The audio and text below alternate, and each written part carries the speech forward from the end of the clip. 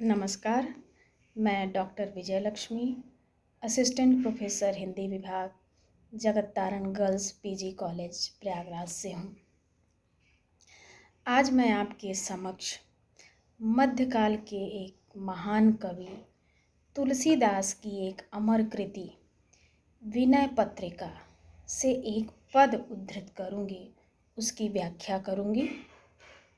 यह जो ग्रंथ है विनय पत्रिका, यह ब्रज भाषा में विरचित है और इसमें कवि ने अपने भावों का बड़ा ही मार्मिक चित्रण किया है। अपने आराध्य श्री राम के समक्ष आत्मनिवेदन किया है। उसी आत्मनिवेदन का एक पद है जिसे मैं पढ़ती हूँ। कबहू मन विश्राम न मान्यो। कवि तुलसीदास कहते हैं कि हे प्रभु, यह मेरा मन कभी भी विश्राम नहीं करता है। तो क्या करता है? आगे कहते हैं, निस दिन भ्रमत विसारि सहज सुख, जहाँ तहाँ इंद्रिन तान्यो। जहाँ तहाँ मतलब इधर उधर, इंद्रिन तान्यो इंद्रियों द्वारा आकर्षित होकर, तान्यो मतलब खींचकर, आकर्षित होकर, निस दिन रात दिन भ्रमत भटकता रहता है। और क्या करता है? विसारी सहज सुख, विसारी मतलब भूल कर, सहज सुख को भूल कर। मनुष्य का ये सहज स्वरूप ही है, आत्म स्वरूप ही क्या है? आत्मानंद का स्वरूप है। मनुष्य के भीतर आनंद सहज ही प्राप्य है, परंतु उस सहज आनंद को भूलकर यह मन निस दिन भ्रमत, रात दिन भटकता रहता है। और क्या करता है? यद्यपि विषय संग सह्यो दुसा दुख। यद्यपि कि इस मन ने विषयों को प्राप्त करके भी दुख ही पाया है, अर्थात इन सांसारिक विषयों से इस मन को कभी सुख नहीं मिला है।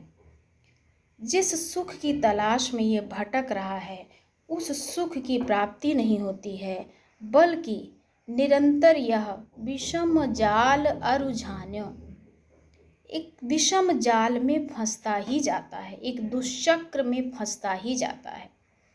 दुष्चक्र में फंसने का मतलब कि एक विषय की प्राप्ति होती है और उससे सुख नहीं मिलता, तो ये मन सोचता है कि शायद दूसरा विषय मिल जाएगा तो सुख की प्राप्ति होगी, और मिल जाएगा तो सुख की प्राप्ति होगी। इस तरह से यह निरंतर दुख को ही प्राप्त होता रहता है। इस तरह दुख को प्राप्त करके भी यह मेरा मन तदपि न तजत मूढ़ ममता बस, फिर भी यह मूर्ख मन मेरा मोह के वश में, इंद्रियों के वश में होकर इन सांसारिक भोगों को त्यागता नहीं है। निरंतर इन सांसारिक भोगों की तलाश में भटकता रहता है और जानतहूँ नहीं जान्यो, ये जान कर भी अनजान बना रहता है। यानी बार बार इसे दुख ही प्राप्त होता है, ये इसका अनुभव है, लेकिन फिर भी अपने इस अनुभव को भुलाकर ये अनजानों जैसा व्यवहार करता है। क्या करता है? जन्म अनेक किए नाना विधि। ये एक जन्म की बात नहीं है, हे मेरे प्रभु, मेरे ये मन की दशा कई कई जन्मों से ऐसी ही है। कई कई जन्मों में ये सांसारिक सुखों की तलाश में कर्म रूपी कीचड़ से सहज चित्त को मैला करता आया है। यानी चित्त का जो सहज स्वरूप है, जो आनंद है चित्त का, वो क्या है? इस कर्म, सकाम कर्म करने से वो निरंतर क्या है? विलुप्त होता गया है। चित्त मैला होता गया है, गंदा होता गया है। चित्त का जो प्रकाश है, सहज प्रकाश, वो धूमिल पड़ता गया है। होई न विमल विवेक नीर बिन। कवि कहता है कि चित्त की जो निर्मलता है, जो मन की इस विचित्र स्थिति के कारण खो गई है, उस चित्त की निर्मलता को फिर से कैसे प्राप्त किया जा सकता है? तो कवि कहता है कि विवेक नीर बिन, यानी विवेक रूपी जल के बिना, विवेक रूपी जल से पुनः धुलने से फिर से चित्त की निर्मलता प्राप्त की जा सकती है। वेद पुराण बखान्य, ऐसा मैं नहीं कह रहा हूँ, कवि कहता है ऐसा मैं नहीं, बल्कि ऐसा वेदों में भी कहा गया है, पुराणों में भी कहा गया है कि विवेक नीर बिन, बिना ज्ञान रूपी जल के चित्त की वो निर्मलता फिर से नहीं प्राप्त हो सकती है। इसलिए हे मेरे मन, अब भटकना छोड़ दे और ज्ञान को प्राप्त कर। आगे कवि कहता है, निज हित नाथ पिता गुरु हरिसो हर्ष हृदय नहीं आन्यो, कि हे मेरे मन, तेरा जिसमें कल्याण है, तेरा कल्याण इसी में है कि तू परम पिता परमेश्वर को, परम गुरु को, उस प्रभु को अपने हृदय में हुलस कर बहुत ही आनंद से बसा ले, अपने हृदय में परम पिता परमेश्वर को धारण कर ले,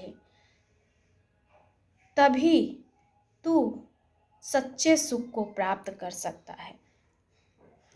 आगे की पंक्ति है, तुलसीदास कब तृषा जाए, तृषा मतलब होता है प्यास। तुलसीदास कहते हैं कि ये प्यास, जो सुख को प्राप्त करने की जो प्यास है, ये कैसे बुझेगी। सर खनतहि जन्म सिराने, हे मन, तू जिस तालाब से अपनी प्यास पूरी करना चाहता है, उस तालाब को, सर मतलब होता है तालाब, उस तालाब को खोदते खोदते ही पूरा जन्म बीत गया। तो ऐसे तालाब से तू आशा न कर कि तू जिस आनंद को प्राप्त करना चाहता है वह मिल जाएगा। तेरा हित किस में है, तेरा कल्याण किस में है कि तू प्रभु का भजन कर, प्रभु की भक्ति कर। इस प्रकार पूरे इस पद में महाकवि तुलसीदास ने मनुष्य मन की दो विचित्र गतियों का उल्लेख करते हैं। एक कि यह मन सदैव भटकता रहता है, कभी रुकता नहीं, कभी विश्राम नहीं करता, और दूसरा ये मन अपने अनुभव से कभी सीखता भी नहीं। कवि कहना चाहता है कि सांसारिक सुख, सांसारिक विषयों में सच्चा सुख नहीं है, सच्चा सुख आत्मबोध में है, सच्चा सुख आत्मानंद को प्राप्त करने में है। और आत्मानंद की प्राप्ति तभी होगी जब, हे मन, तू परमपिता परमेश्वर का ध्यान करेगा। धन्यवाद।